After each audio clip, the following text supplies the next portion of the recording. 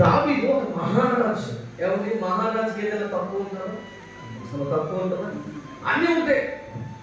ఇక మహారాజుకి ఏదైనా తక్కువ ఉన్నది ఏదైనా ఉన్నాయంటే ఏది ఉండదు. తినే తిండి మొదలుకొని పడుకుని నిద్ర వరకు సమస్తము సుఖమే కానీ, సంతోషమే కానీ, మరొకటే కానీ ఏది తక్కువ ఉండదు.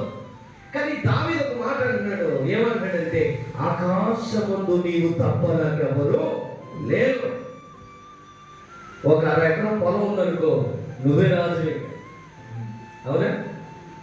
ఒక బ్యాంకులో 3 లక్షలు 4 లక్షలు అంత ఎందుకంటే 1 లక్ష రూపాయలు ఉన్నాయి అనుకో, ఇక ఎవరి మాట మనము ఏమో కొంచెం నువ్వు పేరు కలిగి ఉన్నావు అనుకో, ఇక నువ్వు ఒకరు పట్టించుకోవడమే ఉండదు. మనిషి ఏ విధంగా మారిపోయాడంటే, డబ్బుకి, పొలానికి, ఆస్తికి, పరిస్థితులకి మనసు మారిపోతుంది. కానీ ఏ స్థితిలో నుండి దేవుడు నిన్ను లేవలేదు కానీ మనసు మాత్రం ఉండలేదు. హల్లెలూయా. ఈ మాట ప్రభు చెప్తున్నది ఏంటి అంటే, నువ్వు ఏ స్థితిలో నుండి వచ్చావో అది నువ్వు మర్చిపోవడానికి వీల్లేదు.